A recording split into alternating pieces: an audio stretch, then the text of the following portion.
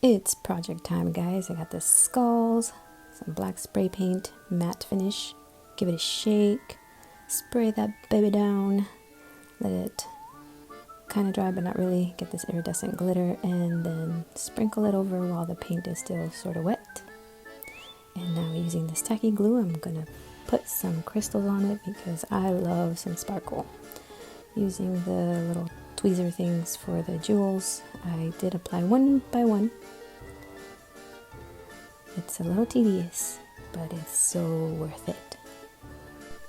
And here it is, all done. This is the large skull, and this is a small one I did. And I also spray painted two other ones that I have, and this is a rose gold metallic finish and a color shifting one. I really love skulls. I don't know why, I just do. I think they look awesome, and spray painted like this and decorated with sparkles even better.